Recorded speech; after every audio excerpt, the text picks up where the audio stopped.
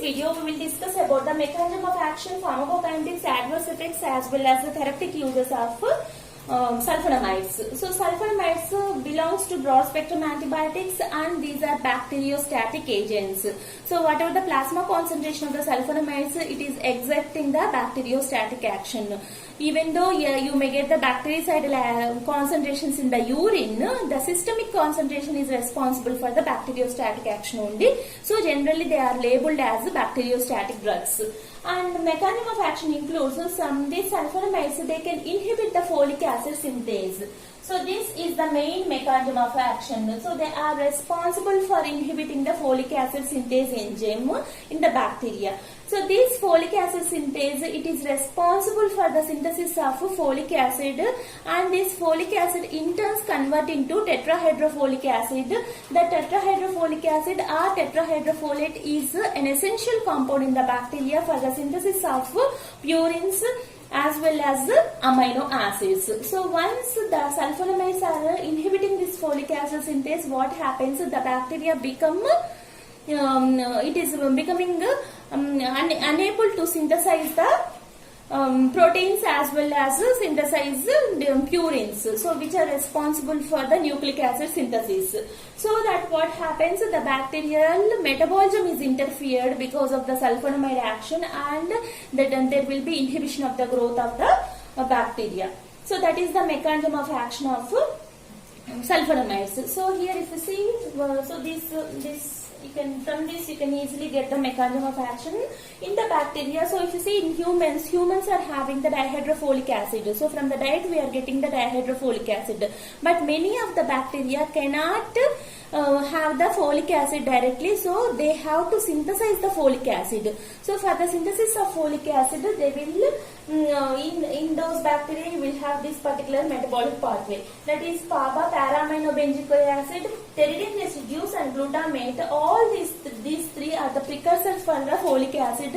They, in the presence of folic acid synthase, all these three will form the folic acid or dihydrofolic acid. Generally folic acid, dihydrofolic acid is well known as folic acid. So this folic acid, the dihydrofolic acid or folic acid in turn converts into tetrahydrofolic acid in the presence of an enzyme called as dihydrofolate reductase. So that the folic acid which is synthesized by the folic acid synthase in turn converted into tetrahydrofolic acid, which is very important component in the protein synthesis. Here it is the purine synthesis. It is very important component in the purine synthesis, amino acid synthesis as well as thymidine synthesis. So once sulfonamides are acting, what happens? Sulfonamides are interfering this folic acid synthase. So they are inhibiting the folic acid synthase. So once folic acid synthesis is inhibited, what happens? There will be no folic acid synthesis, so that there is no more tetrahydrofolic acid synthesis, so that here there will be deficiency of amino acids, purines. So the important metabolic pathway of the bacteria is interfered, because of which the bacterial growth will be suppressed. This is the mechanism of action of sulfonamides. So here you can say how the sulfonamides are interfering with the folic acid synthase, means they are having structural similarity with the PABA. So once if you see the structure, earlier we have seen the structure. So para-aminobenzoic acid. So at sulfonamide group you will have the carboxyl group. That is the only difference between the PABA as well as sulfonamides. So as there is structural resemblance between the PABA and sulfonamides, the sulfonamides will compete with the PABA for folic acid synthase, so that the folic acid synthase is inhibited. So there is inhibition of folic acid synthesis. So this is the mechanism of action, but some conditions can antagonize the sulfonamide action, like whenever there is increased PABA. So the PABA, increased concentration of the PABA can decrease the sulfonamide action, because whenever the PABA is available, more PABA is available, the competitive inhibition will be reduced, so that the bacteria can go on with the normal metabolic pathway. So this increased PABA can be seen in pus. That's why sulfonamides are not at all useful in the conditions of pus, because in the pus you will have, pus is rich of PABA. at that particular in the presence of the PABA, the sulfonamide's action will be reduced. And next, coming to the pharmacokinetics. So here once again you can go with the resistance. So here what we are telling, what are the mechanisms of resistance formation? One, we are telling either the bacteria will increase the ability to have more PABA. So it is increasing the PABA concentrations. So PABA concentration increased means the sulfonamides interference with the metabolic pathway will be reduced. That is one mechanism of resistance. And the second mechanism is they are having altered folic acid synthase. So when they are having altered folic acid synthase, sulfonamides cannot identify that folic acid synthase. Otherwise, they can find some alternative pathway. They are directly synthesizing tetrahydrofolic acid by some other pathway where there is no involvement of folic acid synthase. So like that, the resistant bacteria can they can acquire any of these mechanisms by which it will develop the resistance.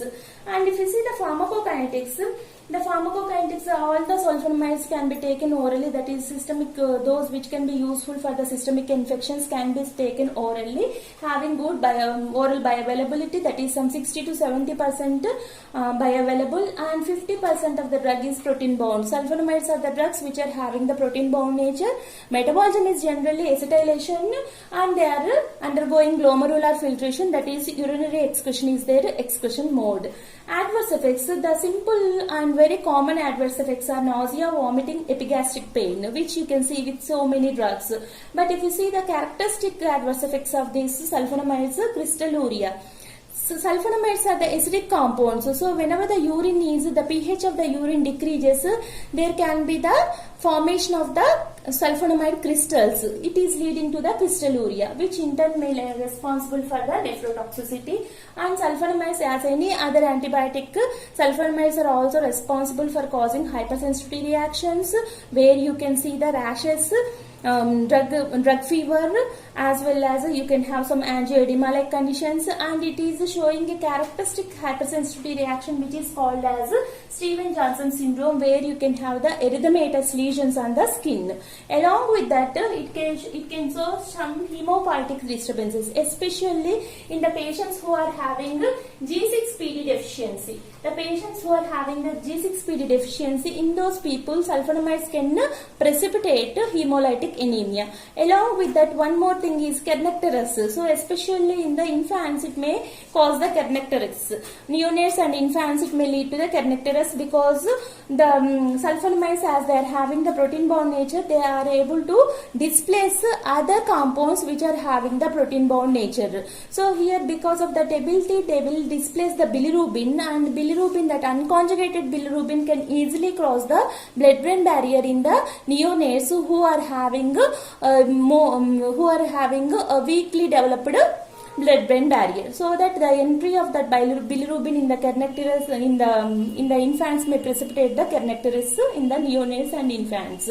The other things are, many of the sulfonamides can even cross the blood-brain barrier, and the cerebrospinal concentration of some of the sulfonamides is equal to their plasma concentration. Because of that, the sulfonamides can even precipitate neurotoxicity. Confusion and depression are the commonly seen symptoms because of its neurotoxicity. And if you see the drug interactions, sulfonamides are, as they are protein bound, they will show the displacement interactions. Whenever you are taking the sulfonamides with talbutamide, warfarin, methotrexate, these sulfonamides can displace all these drugs. They can displace talbutamide, warfarin and methotrexate, thereby they precipitate the respective toxicity.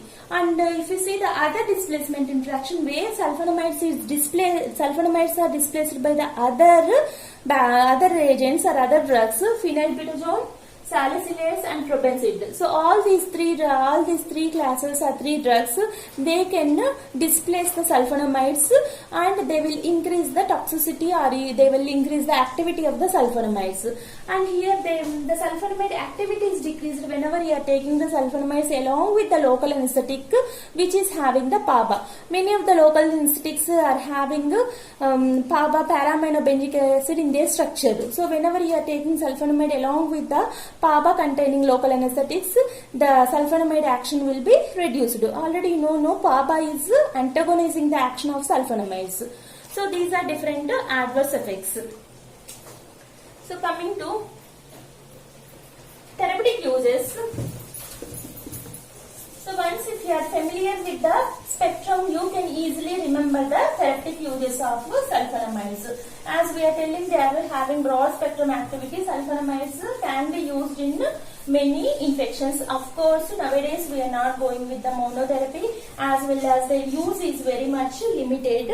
But originally they can be used in all these conditions.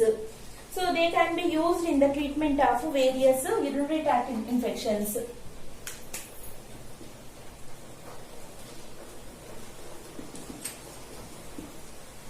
Can be used in UTIs. So UTIs are generally caused by gram-negative bacilli. So in all those UTIs, you can, all those uncomplicated UTIs, you can use the sulfamidoxazole.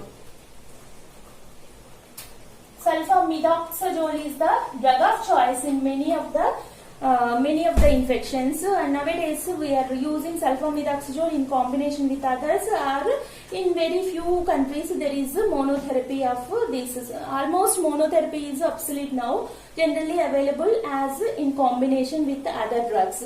And if you see the nocardiasis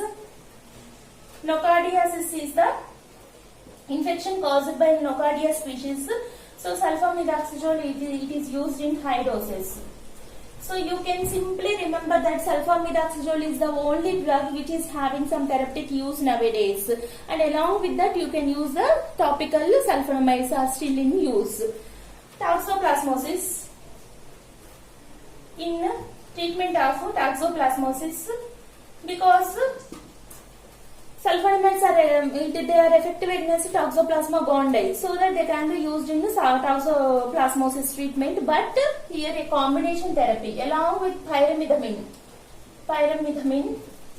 which is one more antiprotozoal drug. So along with pyrimidamine, you can use these sulfonamides in the treatment of toxoplasmosis, and they can be used in trachoma and inclusion conjunctivitis.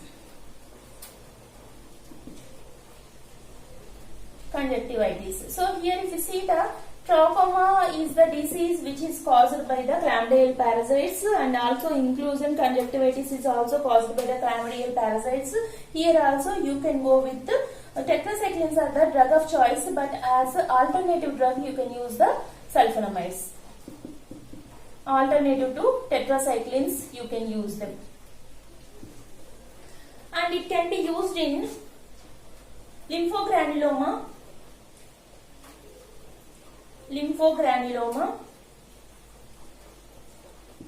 and canthroid.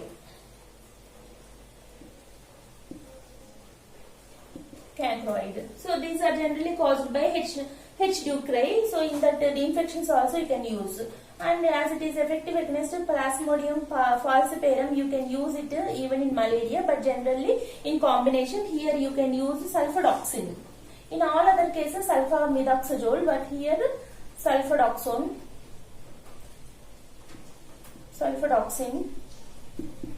Again here it is generally combined with pyrimidamine, which is one of the popular antimicrobial drug, pyrimidamine. And here one more thing is topical use. So that's all these are systemic uses. If you see the topical, so many of the topical drugs are available, especially sulfacetamide drug is sulfacetamide. It is available in the topical preparations, which can be useful for bacterial conjunctivitis.